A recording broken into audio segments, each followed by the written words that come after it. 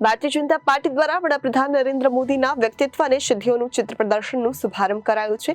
કેન્દ્રીય જળશક્તિ મંત્રી સી.આર. પાટીલ દ્વારા ચિત્ર પ્રદર્શનનું શુભારંભ કરવામાં આવ્યું છે। આ ચિત્ર પ્રદર્શનમાં કેન્દ્ર સરકારની વિવિધ યોજનાઓને પણ આવરી લેવામાં આવી છે। સી.આર. પાટીલે વડાપ્રધાન નરેન્દ્ર મોદીના વ્યક્તિત્વ અને સિદ્ધિઓનું ચિત્ર પ્રદર્શન નિહાળ્યું હતું।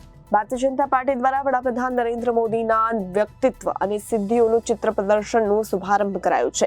કેન્દ્રીય જળશક્તિ મંત્રી સી.આર. પાટીલ દ્વારા ચિત્ર પ્રદર્શનનું શુભારંભ કરાયું છે।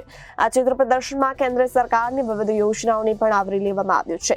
સી.આર. પાટીલે વડાપ્રધાન નરેન્દ્ર મોદીના વ્યક્તિત્વ અને સિદ્ધિઓનું ચિત્ર પ્રદર્શન નિહાળ્યું છે। સુરતના સેટેલાઇટ સાયન્સ સેન્ટર ખાતે આ ચિત્ર પ્રદર્શનનું શુભારંભ કરવામાં આવ્યું છે। આ ચિત્ર પ્રદર્શન 3 દિવસ સુધી લોકો માટે ખુલ્લો મૂકવામાં આવ્યો છે।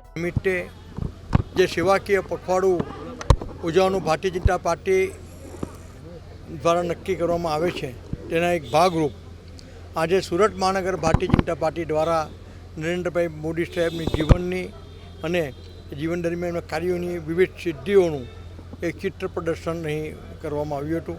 આપ જોઈ શકો છો કે એમાં સાહેબના એક જીવનના એક પ્રસંગો આવરી લેવામાં આવ્યા છે અને ખૂબ આબેહૂબ ખૂબ સુંદર ચિત્રાવલીનું પ્રદર્શન અહીં પ્રજા માટે ખુલ્લું મૂકવામાં આવ્યું છે। સર, કેટલા ચિત્ર છે અને કેટલા દિવસ ચાલશે?